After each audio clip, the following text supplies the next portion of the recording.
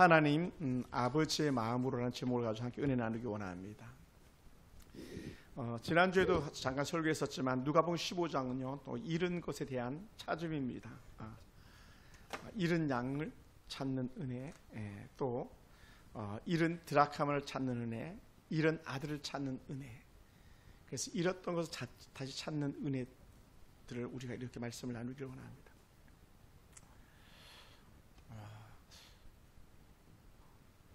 사실 아버지에 대해서 이렇게 설교를 하면 쉽지가 않습니다. 왜냐하면 아버지에 대한 반감들도 많이 있을 수 있고요. 또 아버지에 대한 사랑을 경험해 보지 못한 그런 사람들도 혹 있기 때문입니다. 아버지. 어떤 사람은 아버지 사랑을 너무 많이 받아가지고 아버지만 하면 막 좋은 생각만 떠오를 수도 있지만 반면에 아버지 하면 나쁜 생각이 떠오르는 경우도 없잖아 있을 듯합니다. 한번 질문해봐도 될지 모르겠네요. 우리 김기수 집사님은 아버님과 언제까지 사셨어요? 중고등학교 때까지도 계셨습니까? 그러셨군요. 조 집사님은요? 그렇지, 최근이지? 6개월 됐구나. 맞아. 작년에 우리가 치렀지? 아버지 참 좋은 분이셨는데, 그죠?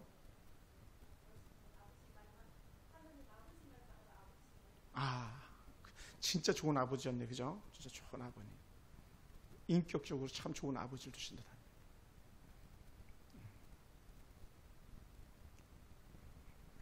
우리 남경 집사님은 그림이 안 그려지잖아요, 그죠? 마음이 아프. 근데 형이 아버지 같잖아요, 그죠? 형이 아버지 같으실 거예요. 우리 이쁜 장방모 집사님, 아빠 얘기하면 마음이 힘들죠? 같이 많이 못 살았죠? 엄마도 그렇건가? 그러니까 쉽지 않은 거예요, 사실. 이런 설교가, 저도 아버지 하면, 뭐가 막 생각이 나냐면, 옛날에는 선반을 만들어 놨어요. 이렇게 해서. 그리고 거기다 이불 막 올려놓고 그랬거든요. 3살 때는. 제가 어렸을 때. 선반에 이렇게 대놓은 곽구멍을 뽑아가지고 막 저를 때리던 아버지가 그림이 그려지는 거예요. 쉽지 않은. 아버지 신발만 봐도 막 도망가고 집에 안 들어갔어요. 무서워가지고. 그러니까 좋은 이미지가 올 수가 없는데 사실은요, 아버지들은 나쁜 아버지가 세상에 어디 있겠습니까? 다 좋은 아버지지. 한 아버지가 있었는데 아들과 약속을 했는데 아들이 약속을 어기면 추운 다락방에 가둬버린다 그랬어요. 옷을 다 벗겨놓고 가둬버린다. 근데 이 아들이 약속을 또 어겼어요.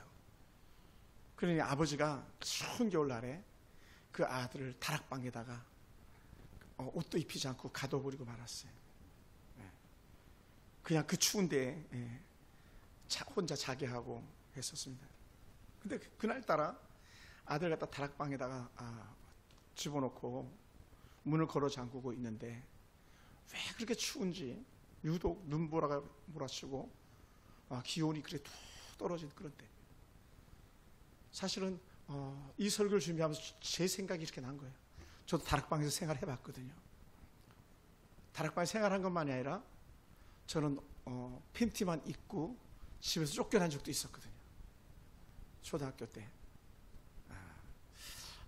꼭 그렇게 하셨어야만 했다 생각이 들 때도 있는데 아버지들은 사실 버릇을 고치려면 그렇게라도 하셔야 되겠죠.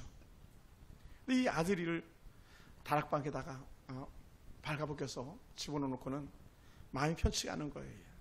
그리 부인이 슬그머니 남편의 마음을 떠보는 거예요. 지금 당신 마음이 아프겠지만 저 애 좀 데리고 내려오면 안 되겠냐. 아이를 좀 데리고 내려와라. 이제 그만하면 되지 않았겠냐 했는데 아버지가 요동하지 않는 거예요. 그리고 이제 밤이 깊어서 부인도 잠이 들고 다락방에 있는 아이들도 잠이 들었을 텐데 그때 밤이 깊어질 남편이 슬그머니 일어나가지고 화장실 간다고 그러더니 다락방으로 올라가가지고 발가벗고 그 추위에 떨고 있는 아들을 꼭 안아주면서 함께 거기서 밤을 보내는 거예요. 벌은 줘야 되겠고 아들 버릇은 고쳐야 되겠고 그러다 보니까 자신도 그 아들과 함께 벌을 받는 자리로 내려간 그런 아버지의 모습을 이렇게 글을 통해서 보았습니다. 아주 오래전에 전도지에서 본 내용인데, 전도지에 자기 눈을 빼어서 아들의 버릇을 고친 왕이 있었어요. 나라에 법을 선포했는데 이 법을 어기면 그 어떤 누구라도 막론하고 두 눈을 다 뽑아버린다 그랬어요. 두 눈을 다 뽑아버린다. 그래 두 눈을 뽑는다니 말이 그렇지 그게 보통 심한 벌이 아니잖아요. 그런데 하필이면 자기가 가장 사랑하는 왕자가 그 법을 어겨서 걸려드는 거예요. 그러니 아버지로서는 너무 마음이 힘든 거죠. 너무너무 마음이 힘들어요. 남규 집사님 만약 왕이라면 왕자가 법을 어겼어요. 아들의 두 눈을 뽑을 수 있겠습니까? 지금 백성들이 지켜보는 거야. 신하들이 지켜보는 거야. 과연 왕이 어떻게 법을 집행하나 보자. 두 눈이 시퍼렇게 떠가지고 지켜보고 있을 때 그 아버지로서는 어떻게 해야 했을까요? 이 왕이 큰 결심을 합니다. 나라의 근간 법을 세워야 되니 법에 대해서 벌을 줘야 되잖아요. 그리고 아들의 눈을 뽑자. 나라를 위해서라도 이 아들 눈을 뽑아야 돼. 그리고는 그 아들을 대령시킵니다. 그리고 아버지 왕이 명령하는 거예요. 저 아들의 눈을 뽑아라.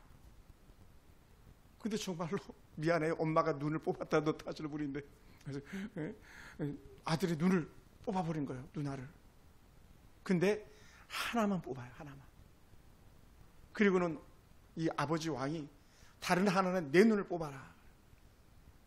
내 눈을 뽑아. 그래서 아들의 눈과 자기 눈알 하나를 뽑아내는, 그리고는 법의 지엄함을 갖다가 크게 드러낸 그런 왕의 모습이었었어요. 그 전도지의 내용은 분명했습니다. 하나님께서 우리를 사랑하시는데 우리를 위해서 반드시 죄값을 치러야 되겠는데 너무 우리를 사랑하시니까 우리를 죽이실 수가 없었던 거예요. 그러다 보니 독생하신 예수 그리스도를 이 땅에 보내주셨고 그 아들을 대신해서 죽이셨던 거죠. 그것이 십자가 사랑이었어요. 오늘 우리가 읽었던 본문은 탕자에 대한 비유입니다. 우리가 너무 익숙한 그런 내용이기도 한데 아버지가 뒷눈이 시퍼렇게 떠있는 살아있는 그런 아버지를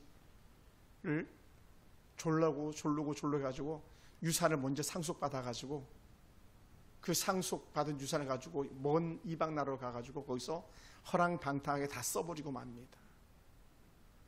그리고는 돼지를 치는 그런 일들 합니다. 돼지가 먹는 쥐업 열매를 먹었습니다. 그렇게도 안 되다 보니까 차라리 내가 이렇게 살 바에는 어차피 종살이 할 바에는 아버지 집에 가 종살이나 하자 해가지고 아버지 집으로 돌아오는 그런 탕자의 모습입니다. 그런데 그 아버지는 아들이 돌아올 것을 기대하면서 항상 문을 열어놓고 기다렸다는 거예요. 아버지는 문을 열어놓고 기다려요. 우리 같으면 꼭꼭 걸어 잠그고 그렇게 하루하루 시간을 보냈을 텐데 이 아버지는 아들이면 언제든지 돌아올 수 있도록 문을 활짝 열어놓고 기다린 거예요. 본문을 다 읽지 않았지만 그 어느 날 완전 거지가 돼가지고 거지 중에 상거지가 돼가지고 돌아오는 그 한 사람을 먼 곳에서 터벅터벅 오는 걸 봤는데 이 아버지는 단숨에 그가 아들인 것을 알아보고 그 아들 향해 달려가고 그 아들 향해 입을 맞추는 그런 모습입니다. 만약에 저 같았다면 우리 아버지 같았으면 좀 죽었을 거예요. 옛날에 부모들은 자식 놈들이 말 잘 안 들으면 아마 여기서 그런 얘기 들어본 사람이 없을 것 같은데 호적에서 파버린다 그랬거든요. 호적에서 파버린다. 호적에서 파버린다는 건 가문과 상관없다는 거예요. 네 멋대로 살아가는 거거든요. 양반들은 호적 중요시 하잖아요. 가문 중요시 하잖아요. 그런데 이 아버지는 그 거지가 돼가지고 돌아오는 아들 갖다가 그렇게 돈 다 날리고 생거지가 돼서 돌아오는 아들 갖다가 단 한마디도 책망하지 않고 묻지 않고 따지지도 않고 그에게 좋은 새 옷을 입히고 손에 아들이라는 신분을 확인하는 가락지를 새롭게 끼우고 그 아들의 지위를 회복시키시면서 잔치를 배설했다는 잔치를 큰 잔치를 베풀어 가지고 아들이 돌아온 것을 온 동리 사람들과 함께 기뻐했다는 것이 오늘 우리가 읽은 내용의 일반적 줄거리들입니다. 결국은 아버지의 마음은 뭐냐? 아들에 대한 끊임없는 사랑이에요. 끝없는 사랑. 사실은 제가 목사로서 아버지의 마음을 가지고 목회를 해야 되는데 사실 그렇지 못할 때가 많아요. 제가 볼 때 제 스스로가. 그래서 때로는 되게 죄송스러운 그런 마음이 들 때도 있어요. 여러분을 위해서 대신 죽으라고 하면 제가 죽어야 될 그 자리까지도 내가 가야 되는데 그렇게 그 자리까지 가기도 결코 쉽지 않은 것 같아요. 제가 뭐 누구를 더 좋아하고 덜 좋아하고 절대로 그렇지 않습니다만은 혹시 그런 마음이라도 들면 어떡하나 하고 가끔은 걱정스러운 그런 때들도 있거든요. 아버지는 자기 것을 다 주는 거예요. 다 주는 거. 물론 여기에 엄마가 아니어서 그렇지 엄마는 뭐 다 주고 더 주는 것이 엄마지요 사실은. 그러니까 이단들은 어머니의 하나님을 이렇게 하는 하나님 교회 악한 이단도 있습니다만 그런 건 없습니다. 그 무식한 성경을 모르는 그런 이단들이 하는 얘기고요. 아버지 하나님의 마음을 우리가 온전히 품을 수 있게 되기 원합니다. 그렇게 모든 것을 잃고 돌아온 그 아들을 넉넉하게 품어줄 수 있는 것이 아버지의 마음인데 참 그러지 못할 때가 있어요. 우리가 참 연약한 자들입니다. 성도들을 데일 때도 그럴 때 수도 없이 문자를 보내는데 단 한 번도 답장이 없는 전화가 없는 그런 사람들 볼 때에 쉽지 않아요. 예전에 어느 권사님이 목사님 이런 사람도 사랑해야 됩니까? 어떻게 이런 사람을 사랑할 수 있습니까? 했던 그 권사님 말이 어쩌면 세상적으로 봤을 때 옳았을지도 몰라요. 맞아요. 사랑할 수가 없거든요. 이해할 수가 없거든요. 용서할 수가 없거든요. 근데 어찌 사랑하겠습니까? 근데 아버지는요? 아니야. 100번, 1000번이라도 용서하는 거야. 베드로가 하나님, 예수님 우리는 몇 번 용서해야 됩니까? 3번입니까? 4번입니까? 몇 번입니까? 막 물어봤잖아요. 그럴 때 예수님은 하시는 말씀 뭡니까? 끝까지 용서하는 거잖아요. 숫자상으로 490번이 아니라 끝까지 용서하는 거다. 끝까지. 근데 이게 결코 쉽지 않아요. 그러니까 여러분 힘에 겨울 때에 여러분이 아버지란 마음을 가지고 사람들을 대한다면 끝까지 용서할 수 있는 줄 믿습니다. 그게 쉽지 않지만 그런데 쉬울 수가 없어요. 그러니 어떻게 우리는요? 하나님 은혜가 필요한 사람들이에요. 하나님 은혜. 아버지 하나님의 마음을 우리가 품으면 끝까지 용서할 수 있는 거예요. 끝까지. 우리 교회 나가는 어느 분이 그러시더라고요. 목사님 나 전도물품 좀 구해주세요. 그러더라고요. 전도물품. 공짜로 전도물품 구하는데 좀 알려주세요. 그러더라고요. 그래서 제가 일거에 얘기했어요. 공짜로 물건을 주는 데는 없습니다. 죄송합니다. 여러분 공짜로 물건 주는 거 없어요. 제가 전도물품 이렇게 받아오지만 공짜 절대로 아니에요. 다 기브 앤 테이크, 주거니 받거니예요. 쉽지 않습니다. 우리 교회 가끔 선교 예물 보내오시는 분들이 계신데 그런 분들에게 공짜로 우리에게 선교 예물이 오는 게 아니라 기브 앤 테이크예요. 제일 먼저 문제가 있으면 제가 먼저 달려가거든요. 그런데요, 공짜가 있어요. 그게 뭐냐? 아버지의 사랑은 공짜예요. 하나님 아버지의 사랑은 공짜예요. 전적으로 공짜예요. 그리고 예수님께서 말씀하셨잖아요. 얘야, 너희가 다 거저받은 것 아니니? 거저받았으니 거저 주어라. 아니 이거 내가 한 건데요. 내가 일한 건데요. 내가 얼마나 뼈 빠지게 일한 건데요. 아니야. 거저받은 거야. 거저 주어라. 쉽지 않아요. 제가 우리 권사님들은 모르시는 일들일 수 있는데 우리 백 목사님하고 사모님하고 저하고 셋이 있을 때예요. 웬 그지 같은 사기꾼이 와가지고 탁 막 오자마자 헌금 봉투에다 헌금을 탁 해가지고 저한테 목사님 이거 헌금입니다. 막 11조입니다. 탁 내놓는 거예요. 17만 2천 원. 17만 2천 원 엄청 큽니다. 우리가 17만 2천 원 헌금 못하는 분들 거의 대다수인데요. 11조를. 그러면서 와서 다 기도하는 거예요. 근데 뭐 그렇게 헌금했는데 그냥 보내면 안 되잖아요. 기도해주고 보내야 되잖아요. 어떤 사람인지 물어봐야 되잖아요. 그래서 막 주저리 막 하면서 한참을 얘기하는데 목사님 나 믿어줄 수 있습니까? 그러더라고. 내가 평생 처음 봤는데 어떻게 믿어줘 내가. 목사님 나 믿어줄 수 있냐고요.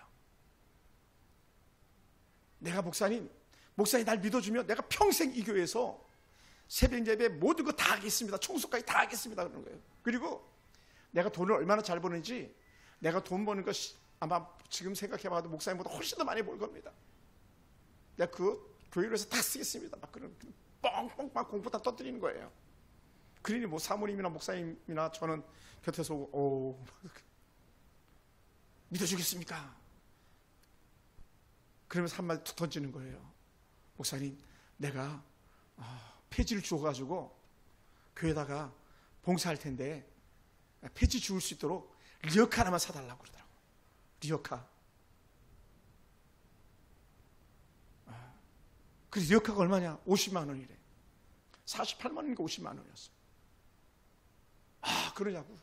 알겠다고. 그럼 나랑 같이 그 리어카 사러 가자고. 믿어주겠냐 그랬으니까 믿어줘야 되잖아요. 그래 리어카를 사러 가자 그랬더니 아니요 목사님 나를 믿어주신다면요 돈으로 주세요 그러더라고요. 돈으로. 돈으로 주세요. 돈으로. 여러분 50만 빼기 17만 해보세요. 얼마인가. 33만 원 플러스 되는 거예요.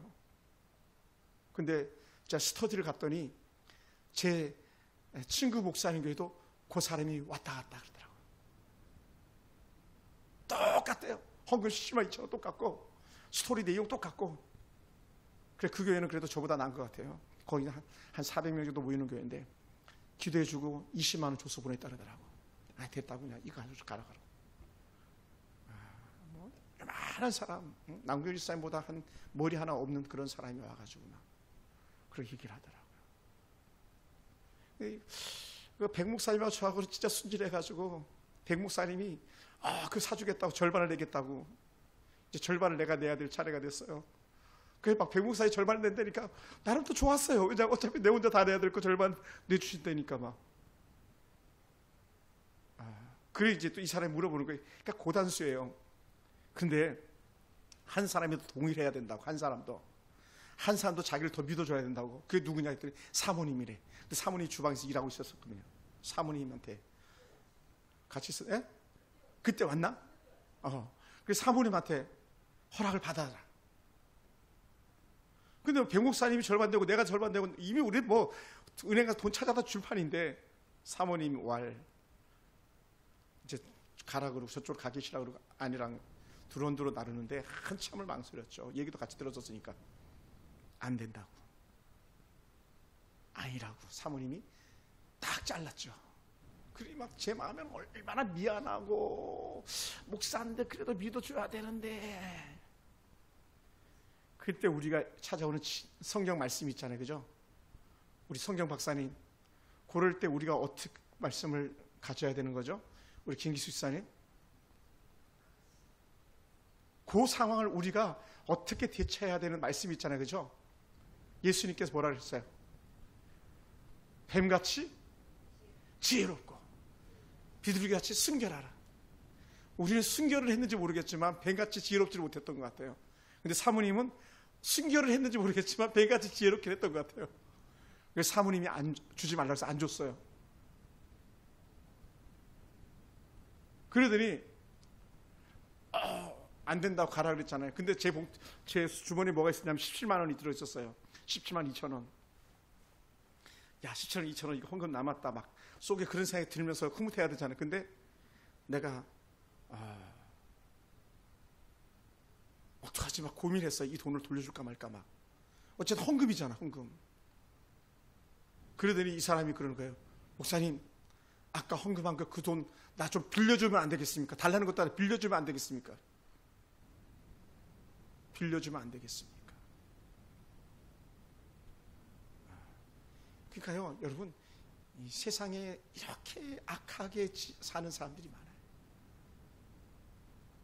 목사님, 저 지금 감옥에서 나오는 길에 잠깐 교회 왔어요 하면서 머리 팍팍 깎고 와가지고 막 돈 달라는 사람들도 있었고, 감옥에서 나왔는데 내가 예수 믿기 시작했다 그러면서 막 안전화 사달라 했던 사람들에게 우리가 특별 헌금 금요일 밤에 해가지고 안전화를 사서 돌려보낸 그런 적들도 있고 많이 있었어요. 쏘는 줄 알면서도 때로는 그냥, 왜냐면 쏘면 마음이라도 편하잖아요. 안 주고 그냥 보내면 계속 찝찝하잖아요. 그래도 목사인데, 그래도 교회인데 어떻게 빈소로 돌려보낼 수 있었는가 막 그런 생각이. 근데 요즘은요, 그지들이 와도요 스케일이 달라졌어요. 장방일 사님, 만약에 우리 교회 거지가 오면 집사님 같은 경우는 얼마 줄 거예요? 달라 그래 막 지금. 사모님, 저 배가 고파요. 돈 좀 주세요. 남궁일 집사님 얼마 주실 거예요?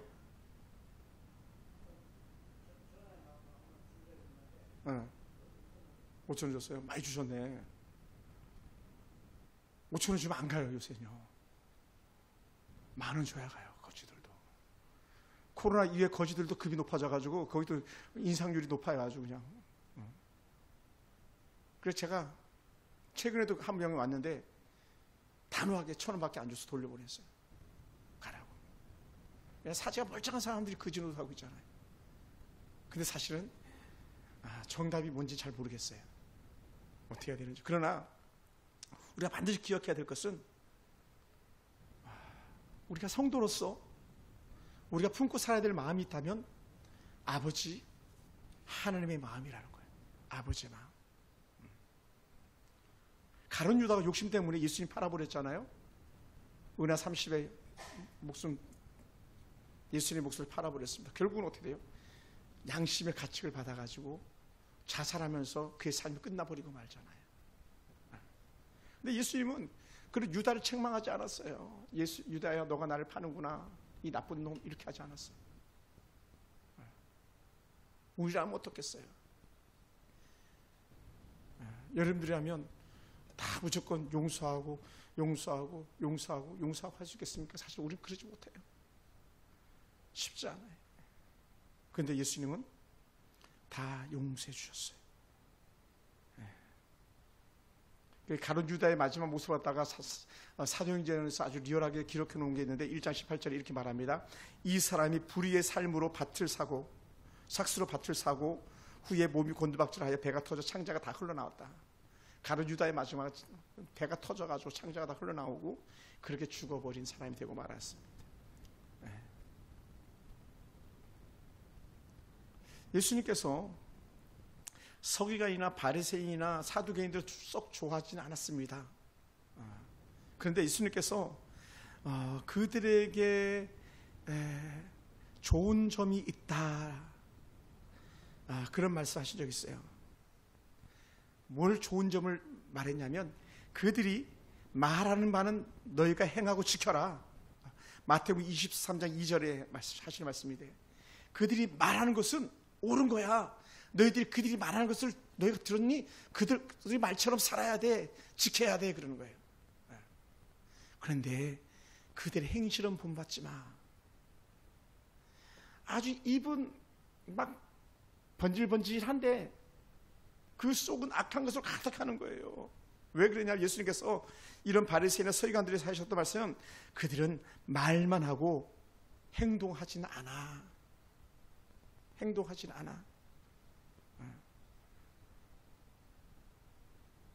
너무 때로는 예수님께서 그들을 보고 분노하셨는지 이렇게 말씀하신 적도 있어요. 누가복음 22장 33절에서 이 뱀들아, 독사의 새끼들아, 너희가 어떻게 지옥의 판결을 피하겠느냐. 바리새인이나 서기관들 보고 하신 말씀이, 요즘으로 말하면 저 같은 목사들도 될 수 있고 안수집사님 권사들도 될 수 있는 거예요. 이 나쁜 놈들, 너희들이 왜 그렇게 직분에 걸맞지 않게 살아. 믿음으로 산다면서 어떻게 믿음으로 행하지 않아? 왜 말만 하고 지키지 않아? 막 이렇게 말씀하시는 거예요. 오늘 여러분, 만약에 아버지 하나님의 마음이라면 우리가 알면 아버지 마음으로 행동할 텐데 그러지 않은 것에 대해서 말하는 거죠. 그래서 우리는 끝까지 우리 속에 뭐가 들어와 있어야 되냐면 아버지 하나님의 사랑이 들어와 있어야 되는 줄 믿습니다. 할렐루야. 한번 따라해 보세요. 하나님의 사랑이 내 안에 있게 하라. 하나님의 사랑이 내 안에 있게 하라.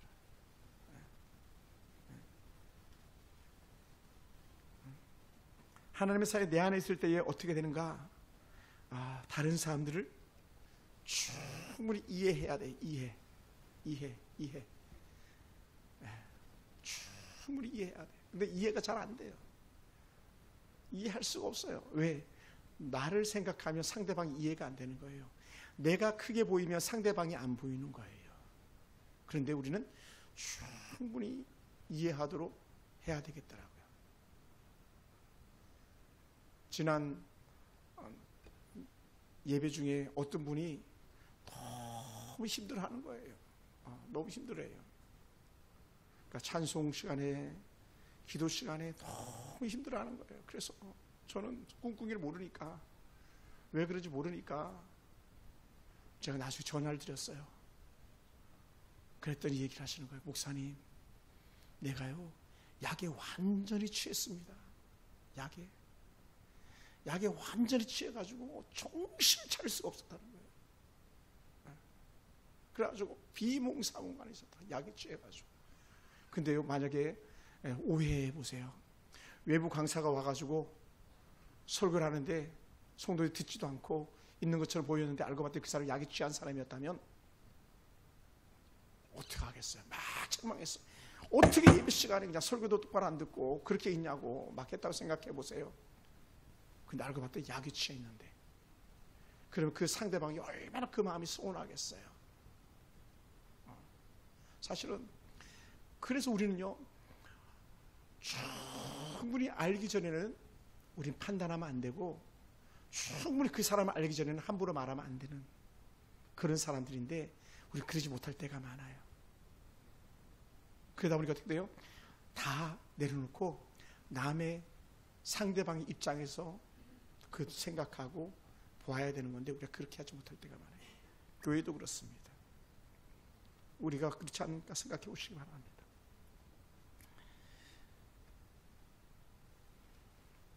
그러다 보니까 어떻게 돼요? 따라해 봅시다. 아버지는 다 용서할 수 있습니다. 남경 집사님, 두 아들 다 용서가 되잖아요. 그죠? 진짜예요? 왜? 아버지잖아요. 아버지는 다 용서가 되는 거예요. 다 용서가 돼요. 우리 교회 나간 권사님이 제가 방송하는 방송에 잠깐 들어왔더라고요. 생방송 하는 중이었었는데, 제가 방송이 다 끝난 다음에 그분에게 문자를 이렇게 넣어드렸어요. 섬기시는 교회에서 잘 섬기시기 바랍니다. 그곳에서 예배 잘 섬기시고 목회자 잘 섬기시기 바랍니다. 제가 이렇게 문자를 보내드린 적도 있어요.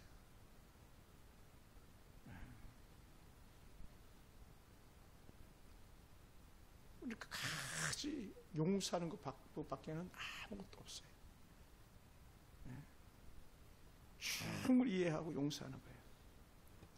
그래서 사도 바울은 그렇게 문제가 많은 에베소 교회 자체가 문제가 많아가지고 교회론이 에베소서는 다 교회에 대한 거거든요. 그 에베소서에 이렇게 말합니다.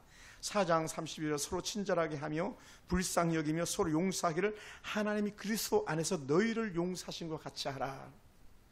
하나님이 너희 용서했으니까, 하나님이 너희 이해했으니까 너도 하나님의 이해하심처럼 사람을 이해하고 하나님이 너희를 용서한 것처럼 너희도 하나님의 사랑 가지고 용서하는 거야. 이렇게 말하는 거예요. 에베소서 교회 안에 하는 말이거든요. 근데 그거 쉽지 않은 거거든요. 저도 한 사람을 용서하는데 무려 3년 걸린 그런 사람들도 있었거든요. 전 평생 용서 못할 줄 알았는데 3년이 지나니까 마음이 풀어지더라고요. 아버지 용서는 뭐 말할 것도 없고. 사랑하는 성도 여러분, 끝까지 이해하면 어디 단계까지 나가야 되냐면 용서의 단계까지 가야 되는데 그것이 아버지 사랑이라는 거예요. 오늘 우리가 다 읽지 않았지만 누가복음에 또 다른 큰 아들이 있는데 큰 아들은 막 화가 났어요. 막 머리 끝까지 막 화가 나가지고 아버지 미쳤어요. 아니 저놈이 뭔데 이렇게 잔치까지 배설하냐고. 아버지 나한테 제대로 한번 해준 적 있어요. 막 대들고 따졌거든요. 동생 돌아왔으면 형도 막 기뻐해야 되는데 그러지 않았던 거죠. 이게 우리들의 모습인 거예요. 돌아오면 기뻐하고 더 즐거워해야 되는데 형은 그러지 못한 거예요. 근데 그게 오늘 우리들의 모습인 거죠. 끝까지 용서할 수 있는 그런 것. 그러니까 그 형에게 했던 말이 뭡니까? 야, 지금까지 모든 게 다 너 거 아니냐. 내가 가진 모든 게 너 거야. 이 말씀을 하면서 그 아들을 설득하는 아버지의 모습을 또 보여줍니다. 그럼 우리는 끝까지 이해하고 용서할 수 있게 되기 원합니다. 그러면서 우리가 한 가지 더 본다면 끝까지 용서하려면 참는 게 필요해요. 우리 장광주 지사님 참을인자 한문을 쓸 수 있어서 참을인자 칼도변의 마음심자, 그죠? 그게 참을인자거든요. 칼도변의 마음심. 그러니까 우리가 계속 인내해야 된다는 거예요. 계속 참아야 되는 거예요. 계속. 근데 세상은 뭐예요? 보복하잖아요. 보복. 여러분 성경에서요 오른뺨 치는 자에게 왼뺨을 돌려드리라 그랬었어요. 그게 용서거든요. 용서, 받아들임. 눈은 눈으로, 이는 이로, 이게 레위기에 나오는 또 모세오경에 나오는 법인데, 눈은 눈으로, 이는 이로 갚으라고 한 건 그 보복법이 아니에요. 원래 보복하려면 어떻게 해야 돼요? 내 눈을 그 상대방이 하나를 상하게 하면 상대방 눈 두 개를 다 뽑아버려야 돼. 상하게 하는 거예요. 근데 그게 아니고 내 눈 하나를 다치게 했으면 상대방 눈도 그냥 하나만 다치게 해라. 두 개 다치게 하면 안 된다라고 하는 거예요. 다른 말하면 더 해를 가하면 안 된다 이런 말이에요. 그게 보복법이 아니에요. 근데 잘못해가지고 사람들이 잘못 이해해서 이는 이로 눈은 눈으로 갚으라 했잖아. 그러니까 나는 갚을 거야 하면서 보복해야지 이렇게 나가는, 그게 아니라는 거예요. 절대로 그게 아닙니다. 예수님이 가룟 유다를 보복하지 않았어요. 보복하지 않았습니다. 사도 바울이 마가 요한이 떠났다고 해서 마가 요한을 갖다 보복하지 않았어요. 오히려 마가 요한을 더 챙기고 마가 요한을 더 가까이 두고 싶어 했었어요. 사도 바울이 그랬거든요. 보복하는 거 아니에요. 사람들은 우리를 싫어서 막 버리고 떠날 수도 있습니다. 여러분을 버리고 떠날 수도 있습니다. 근데 우리는요, 그렇게 살아서는 안 되는 사람이에요. 끝까지 품어주는 사람이에요. 그것이 우리가 해야 될 일인 거죠. 그리고 우리가 그러한 이해와 용서와 인내를 가지고 뭘 해야 되냐, 결국은 왜 우리가 사랑하고 왜 우리가 그렇게 참아주면서 그렇게 기다려야 되는가? 이유는 한 가지다. 따라해 봅시다. 복음 때문이다. 복음. 왜냐하면 내가 안 참으면 전도의 문이 막히는 거예요. 우리 안태수 집사님, 사이가 집사님을 때로 힘들게 할 때도 있잖아요. 근데 집사님 잘 참잖아. 이유가 이거야 돼요. 내가 그도 전도해야 되기 때문에. 내가 죽기 전에 사위도 전도해야 되니까, 내가 죽기 전에 수위도 전도해야 되니까, 그래서 내가 참는 거야. 이렇게 돼야 되는 거예요. 전도 아니면 참을 이유가 없어요. 확 그냥 퍼보야지. 예를 들어서 복음이 아니면. 근데 우리 같이 참는 거예요. 그러니까 목사니까 참는 거예요. 왜? 제가 복음 메신저니까.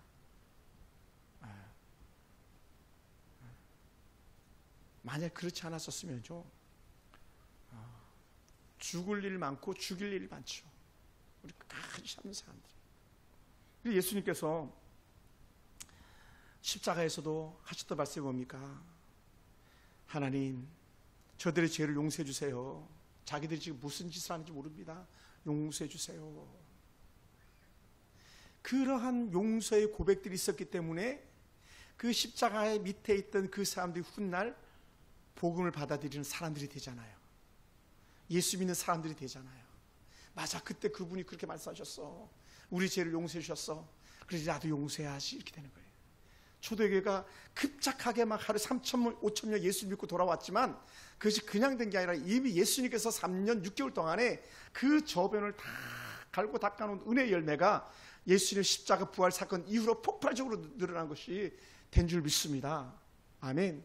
지금 우리가 남편들에게 아이들에게 복음을 전해놓으면 지금은 우리가 그 열매를 거두지 못할 수도 있겠습니다만 후에 우리가 정말 하나님의 자녀의 모습을 보여주고 난다면 반드시 그것은요 헛되이 땅에 떨어지지 않는 줄 믿습니다. 할렐루야. 그게 복음의 가치가 있는 줄 믿습니다. 그래서 사도 바울이 디모데에게 이렇게 고백했어요. 4장 10절부터 11절 사이에 이렇게 말합니다. 이를 위하여 우리가 수고하고 힘쓰는 것은 우리의 소망을 살아계신 하나님께 두면이 곧 모든 사람 특히 믿는 자들의 구주시라. 너는 이것들을 명하고 가르치라. 이것들을 명하고 가르치라. 그러니까 우리가 결국은 불신자를 생명의 길로 인도하기 위해서 인내하고 인내하는 거죠. 저와 여러분 삶 가운데 그러한 은혜가 있기 원합니다. 끝까지 그리스도의 복음을 위해서 아버지 하나님의 마음을 품기 원합니다. 자식들을 위해서 참는 것이 있다면 그래도 불구하고 그 아들들이 그 딸들이 예수께로 돌아올 것을 기대하기 때문이길 원합니다. 우린 그랬으면 좋겠습니다.